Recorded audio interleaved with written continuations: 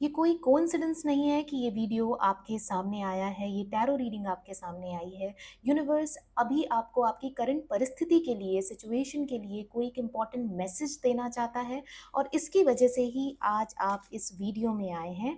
तो देरी ना करते हुए हम अपने वीडियो की शुरुआत करते हैं और इसमें हम सबसे पहले देखेंगे कि यूनिवर्स के पास आपके लिए क्या इम्पॉर्टेंट और स्पेसिफिक मैसेज है आपकी करंट सिचुएशन के लिए।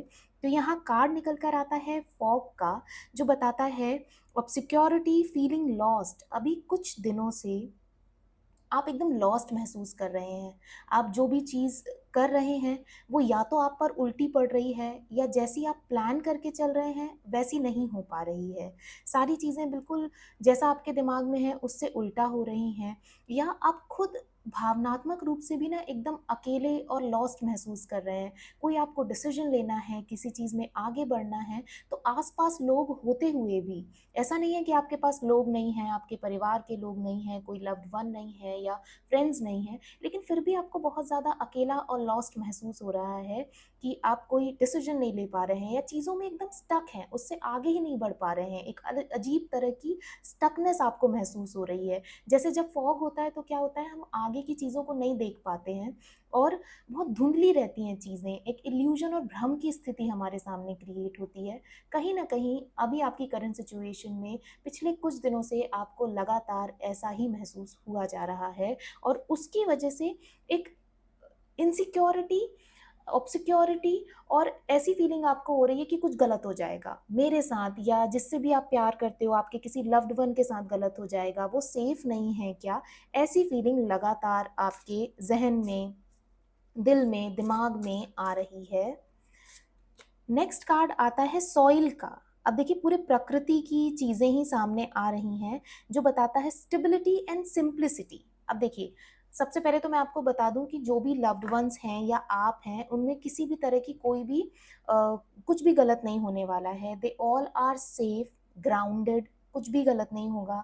यूनिवर्स आपके साथ, उनके साथ है और आगे चलकर आप एक स्टेबिलिटी की तरफ जाने वाले हो, स्थायित्व की तरफ जाने वाले हो। अब वो स्टेबिलिटी आपके लाइफ के किसी भी एरिया से रिलेटेड हो सकती है, वो इमोशनल स्टेबिलिटी हो सकती है, फाइनेंशियल मेंटल स्टेबिलिटी हो सकती है।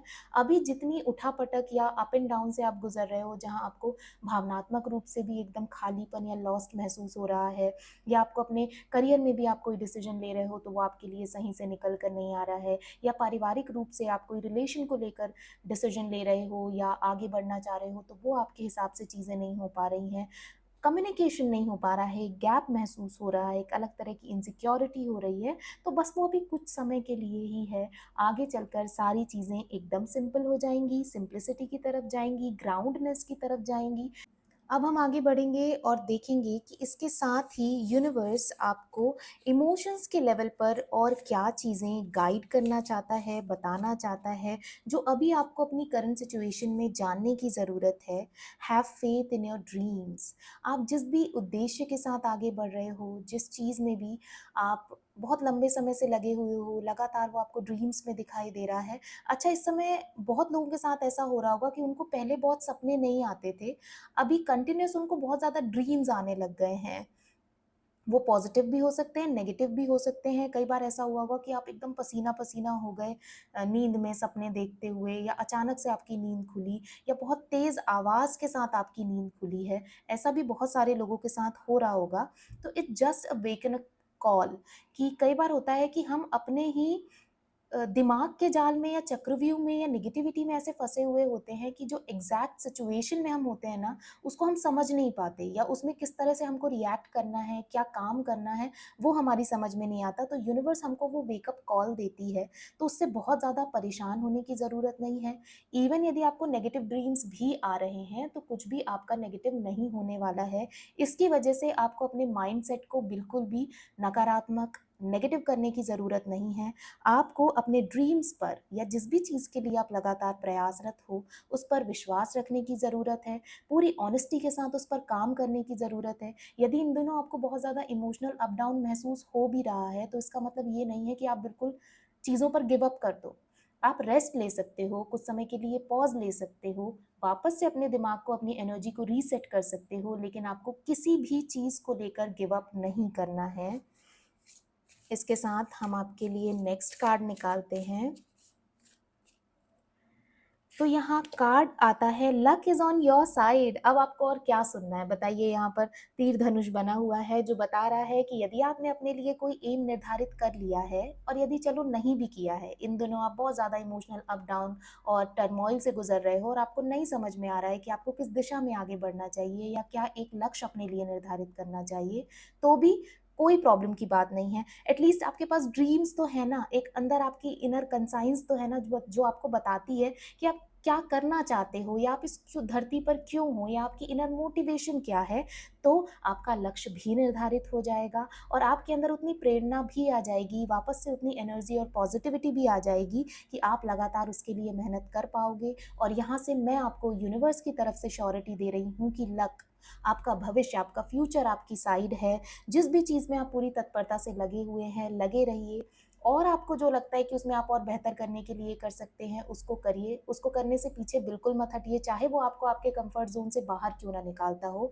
यदि वो आपको ऐसा चैलेंज करता है, आपको आपके कंफर्ट जोन से बाहर निकालता है, तो फिर वो आपको ऐसी चीज़ें भी देकर जाएगा जो अभी तक जो भी आप कर रहे थे उससे नहीं मिली है। इसके अलावा हम देखेंगे कि आपको गाइडेंस के तौर पर यूनिवर्स क्या बताना चाहता है, कि आपको अभी और क्या करने की ज़रूरत है। तो यहाँ कार्ड आता है हार्ट, लव। देखिए यहाँ मैं बहुत ज़्यादा इमोशंस के बारे में बात कर रही थी और कार्ड भी हार्ट और लव का निकल कर आया है। बहुत सारे लोग ऐसे होंगे, ऊपर नंबर 8 बना हुआ है, तो ये न्यूमरोलॉजी में सैटर्न, शनि प्लैनेट से एसोसिएटेड होता है, और वो कहीं ना कहीं आपकी लाइफ में काफ़ी ज़्यादा चैलेंजेस लेकर आता है, देरी लेकर आता है। और बहुत सारे लोग अपने लव लाइफ में या किसी इमोशनल रिलेशनशिप में, वो फैमिली फ्रेंड्स के साथ भी हो सकता है, काफ़ी उतार चढ़ाव से गुजर रहे होंगे, काफ़ी चैलेंजेस आ रहे होंगे, इमोशनल या कॉन्वर्सेशनल गैप आ रहे होंगे, डिलेज हो रहे होंगे। तो आपको उसमें परेशान होने की ज़रूरत नहीं है। यदि आपके इमोशंस सच्चे हैं, ऑनेस्ट है, प्यार आप बिल्कुल करते हो और ये आपको पता है, तो चीज़ें आगे बिल्कुल आपके लिए बेहतर होंगी। लक आपकी तरफ है। आपको अपने ड्रीम्स पर, यदि किसी के साथ आप कोई सपना देख रहे हो, तो उस पर निश्चित ही विश्वास रखना होगा। Recycle, recover, hello again. अच्छा, इसमें बहुत एक इम्पॉर्टेंट मैसेज छुपा हुआ है कि आप में से बहुत लोग ऐसे हैं जिनका ब्रेकअप हो चुका है, या नो कॉन्टैक्ट सिचुएशन में है, या बात नहीं हो रही है। तो बहुत सारे लोगों के जीवन में एक हेलो अगेन की गुंजाइश है, रिकन्सिलिएशन की गुंजाइश है। आप बिल्कुल कोशिश कीजिए उनसे वापस बात करने की, या उनकी तरफ से यदि कोई रेसिप्रोकेशन आ रहा है या इनिशिएटिव हो रहा है, तो आपको उसको रिस्पॉन्ड करना चाहिए। मैं ये बिल्कुल नहीं कह रही हूँ कि आपको वापस उनको अपने जीवन में जगह देनी चाहिए, लेकिन जो एक इमोशनल उतार चढ़ाव गुजर रहा है ना, कि बहुत सारे लोग ऐसे होंगे कि वो वापस उस फीलिंग में जाते होंगे, रिग्रेट वाली हो सकती है, गुस्से वाली हो सकती है, क्लोजर नहीं मिला ये वाली हो सकती है। तो उसको बहुत लंबे समय तक होल्ड करके मत रखिए। आपको भी हीलिंग की ज़रूरत है, आगे बढ़ने की ज़रूरत है, और उस रिलेशनशिप में जो व्यक्ति था उसको भी आगे बढ़ने की ज़रूरत है। तो यदि आप बात करके चीज़ों को ख़त्म कर सकते हैं, या कोई गुंजाइश बची है और आप आगे बढ़ सकते हैं, तो आपको ज़रूर वो उन चीज़ों से रिकवर होकर रिसाइकल करने की ज़रूरत है, हेलो अगेन बोलने की ज़रूरत है। पर कहीं पर भी खुद के इमोशंस को या खुद को डाउन करने की बिल्कुल भी ज़रूरत नहीं है, कहीं कोई कॉम्प्रोमाइज़ करने की ज़रूरत नहीं है, क्योंकि लक बिल्कुल आपकी तरफ है। आप जो चाहोगे, जिस भी चीज़ पे पूरी तत्परता से लगे रहोगे और उसको लक्ष्य निर्धारित करके काम करोगे, वो बिल्कुल आपके फ़ेवर में होने वाला है। हाँ, अभी आपको थोड़ा-सा फॉग और कोहरा महसूस हो सकता है, लेकिन आगे सिचुएशन बिल्कुल क्लियर है और वो आपको स्टेबिलिटी की तरफ लेकर जाएगी। जितनी ग्राउंडनेस सॉइल में होती है ना, कि वो किसी एक पौधे को जन्म दे सकती है, वैसे ही आप ग्राउंडनेस आपको मिलेगी, आपके रिश्ते को मिलेगी और उस व्यक्ति के साथ आपको मिलेगी। तो उसमें बिल्कुल कॉम्प्रोमाइज़ या नेगेटिविटी की ज़रूरत है ही नहीं आपको अपने दिमाग में लाने की। अब यदि मैं आगे बढ़ूँ, और यहाँ जो मुझे वाइब्रेशंस आ रही हैं, आप यदि किसी ब्यूटीफुल पार्टनर को अपनी लाइफ में अट्रैक्ट करना चाहते हैं, हैप्पी लव लाइफ और मैरिड लाइफ के लिए, ये रोज़ क्वार्ट्ज का क्रिस्टल बहुत अच्छा होता है, तो आपको ज़रूर इसे पहनना चाहिए। या यदि आप अभी बहुत इमोशनल टर्मोइल से गुजर रहे हो, दिमाग में बहुत उलझन है, स्ट्रेस है, एंग्जाइटी है और आपको नींद नहीं आती है, तो आप इस हॉलाइट के क्रिस्टल ब्रेसलेट को भी पहन सकते हैं। ये खुद ही इतना सूदिंग और दिखने में इतना प्यारा है कि ये किसी भी तरह के स्ट्रेस को आपसे दूर लेकर जाएगा, स्पेसिफिकली इमोशनल स्ट्रेस जो आपको इमोशनल लेवल पर कॉज करता है। तो ये थी कंप्लीट रीडिंग। माय फैमिली आपके लिए। यदि आपको इससे कुछ भी इंसाइट मिली हो तो इस रीडिंग को क्लेम करने के लिए कमेंट सेक्शन में लिखिए बेस्ट। साथ ही एक जनरल रीडिंग थी, आप यदि मुझसे पर्सनल रीडिंग लेना चाहते हैं तो सारी डिटेल्स डिस्क्रिप्शन बॉक्स में दी हुई है।